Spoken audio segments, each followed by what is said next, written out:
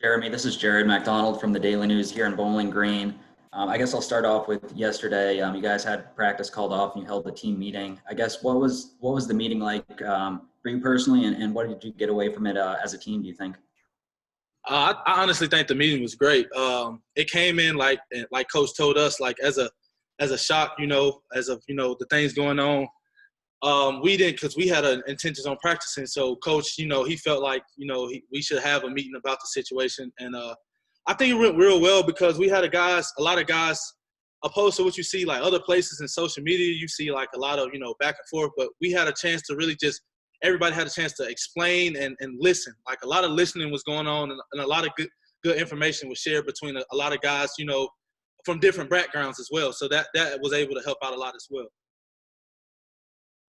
To kind of follow up on that, you've got a pretty experienced team, and I know you've been there for a while now and all that. How much do you think that kind of helps having those conversations or makes it a little bit better or anything like that? Oh, I definitely think the relationships, that we've had, like you said, with a lot of guys, with us having a lot of seniors, we've been around each other, for a long period of time. So that definitely helped, the situation and got things going and actually opening up the conversation. But it was amazing to me because like you said, we take for granted a lot of times that we're around these guys a lot, but we never have these conversations.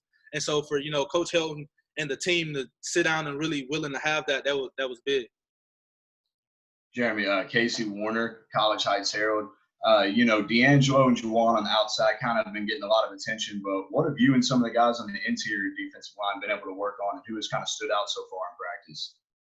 It's just we just getting back to it. Getting back to it. Coach Martin always stresses, being physical inside. I mean, that's just the life you're in. A lot of double teams, not a lot of space.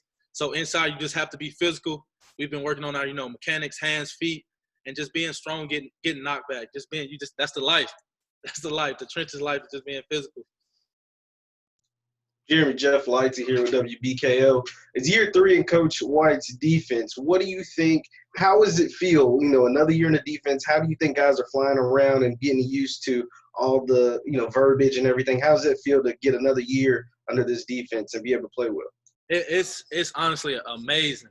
It's amazing. I mean, we got a lot of guys here that love football and can play football real well too. So it's amazing, having guys out there flying around and actually communicating. It makes it easy on everyone being able to communicate and play. And then it also makes it easy on the coaches because, we have actual film to go back and look down and see how we've changed, progressing and stuff like that. So just to follow up on that really quick, in what ways do you think you all have improved this season? I know it's still early in camp, but what ways from last year to this year do you think that defense has improved? I would say, honestly, through this short amount of time, the biggest thing has been, just communication. We have a lot of older guys out there, so it was kind of with that short amount of time, that we had because of COVID-19 and things like that. It was tough for the younger guys, picking the stuff up and trying to get in the thick of the playbook. So when you have guys there outside of a coach, older guys that can help you and really guide you through that, it helps the whole team because not only do they get to learn the plays, but we also get a refresher for ourselves. Jeremy, I think the last time we talked to you was this summer, right after you guys started workouts and stuff again. But I think you had said you had been there doing some rehab and stuff for that from the injury from last year. I guess personally, how are you feeling now back? I'm assuming healthy? Yeah, good. We ready to roll. I mean, it was kind of, seeing you had JG out there with us, our senior D tackle. So it was kind of bummed, not to being able to go out there and play with him those last 2 games. But we're back, we're rolling, we playing football. So it's all good, baby. I'm ready to roll. Jeremy, Casey Warner, College Heights Herald. Going into the scrimmage tomorrow, first of all, how do they kind of have the team split? Is it going to be like 1s and 2s, or how's that work? And then, what are you looking forward to in the scrimmage tomorrow? I'm not going to lie to you. It's pretty much the same thing that's been for everybody. We have no idea. We have no idea. So the coaches, I know they have that stuff, handed out, and we'll probably know tomorrow. But as of right now, it's just we're going out and we're going to put the ball down, and we're just going to go out there and compete.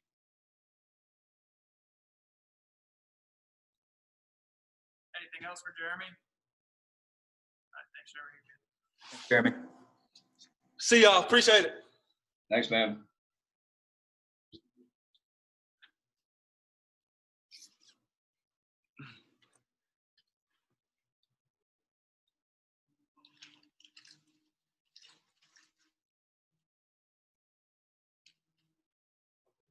Whenever you guys are ready, questions for Malik? I see y'all have black light. All right, Jeremy. All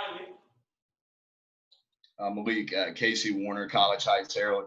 How has the running back room been looking so far? And besides Gage, who are some other guys that are kind of emerging like yourself? In the running back room, I mean, we have some ball players. I cannot lie to you.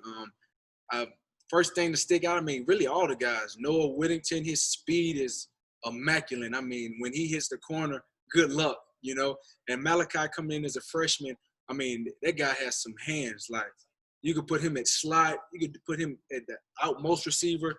Like, he can really do it all. And he's really emerging as a running back, getting his cuts right, starting to lower his pad level and just hitting the hole how he's supposed to. And, you know, we got Jakari back, and, man, Jakari looks good. He looks good. That one stick in and out, he kind of got the little Judy stick. He's looking really good, though. As far as the running back room, I feel like, you know, we're all really emerging and getting better. I feel like this might be one of the most improved positions on the team from a year ago. Like, I feel like all these guys could go out and make a change on Saturday night. Malik, Jared McDonald here with the Daily News in Bowling Green. You're making the move back to running back after playing in high school. Coach Helton sounded like you were lobbying to get back there a little bit last year, I guess. How does it feel to be back there, and what kind of things has the transition been like for you, and what kind of things have you been working on? Man, it feels amazing to be back. I can't lie to you, because one thing about it, ever since I've been playing running back my whole life, just it's something about getting in the end zone. And, like, you could get a pick six, you can make a big tackle and make the crowd go crazy. But when you get in the end zone with all the fans in the stands just yelling, it's something different about that, man. And the biggest thing coming back to running back that I've been working on is just, you know, getting back my pad level low, ball security, just getting to read the defense again. And playing defense, I'm understanding it a lot more. So I know what the linebackers want to do. I know how the safeties try to give a different look. And when the corner press bail, like, I just starting to understand so much of the defense now from being on the offensive side, and just really just trying to get my reads going and try to take it to the house. Jared here again. Gage had a really good season last year.